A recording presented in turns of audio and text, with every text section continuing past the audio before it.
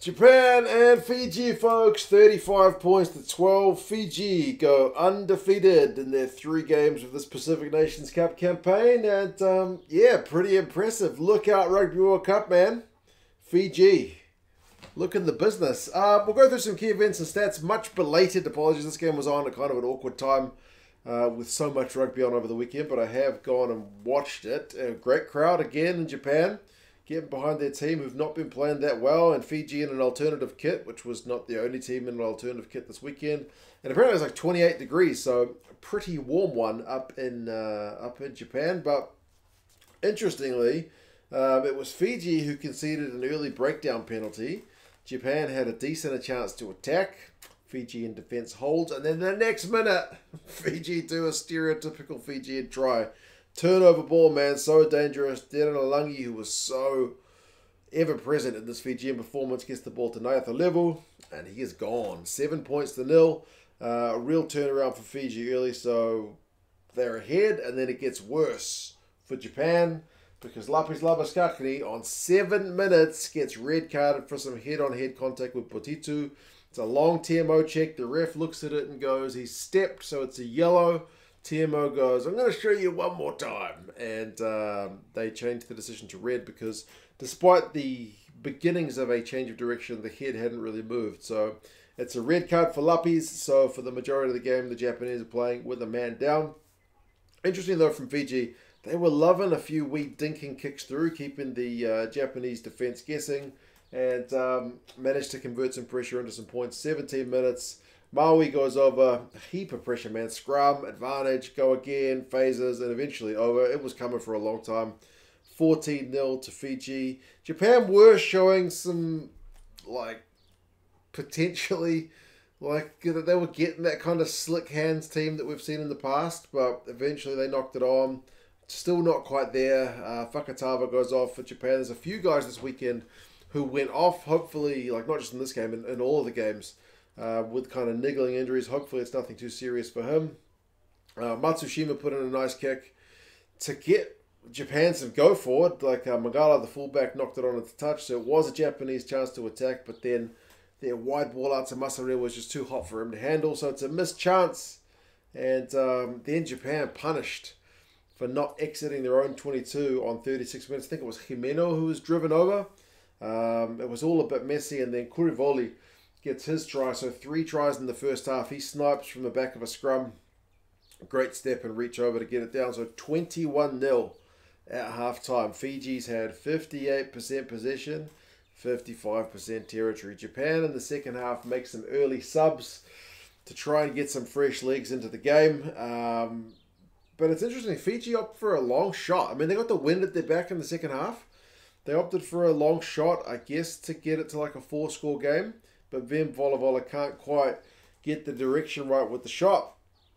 It doesn't matter too much, though, because their try scoring was not done. I mean, Japan had about 5 phases before losing the ball. Fiji kicked it through. I think it was from a box kick. And then Nakabula, the Japanese winger, had to tear back just to force it. To kind of save his team's blushes.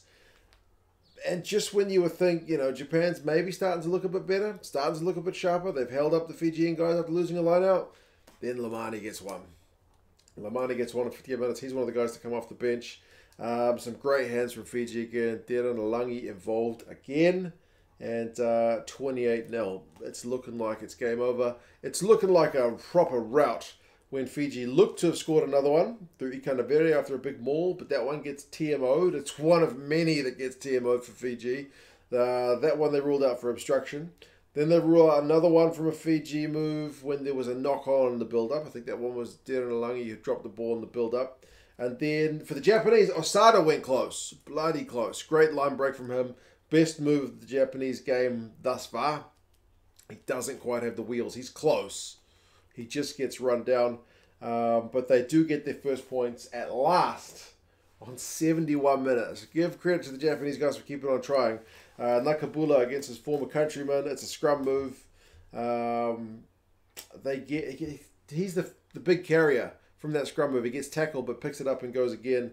And yeah, it's 28-7. Osada had tried the same thing earlier, but he knocked it on when he was trying to place it and pick it up again. So it worked the second time. 28-7. More Japanese attack leads to turnover ball. And looking like another Fijian try. But they ruled that one back for, what was that one? It was a high tackle.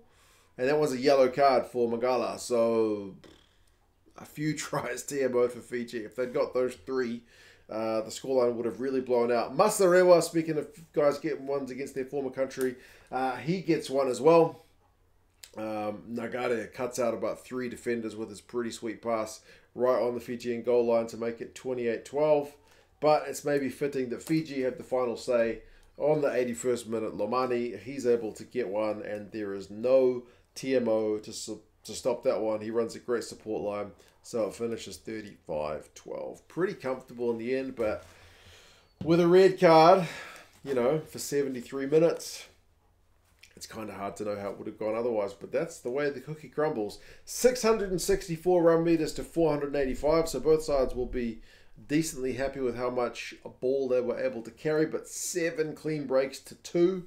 Fiji, man, they are dangerous. That's going to give other sides a bit of a scare. I mean, Wales-England was 6-5 clean breaks. Or the other ones, 3-0 in the Scotland and France game. So, yeah, not many teams got 7 clean breaks this weekend. 32 defenders beaten to 18, though. The Fijian tackling at times left a bit to be desired. So, the Japanese guys were busting some tackles.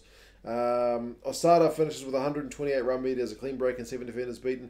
Nakabula has 7 defenders beaten. Masarewa has 7 defenders beaten. And Moore, 16 from 17 tackles. So, yeah, a lot of guys busting tackles, which from celebratory Fijian perspective will still be the one thing they'll be looking at as an improvement.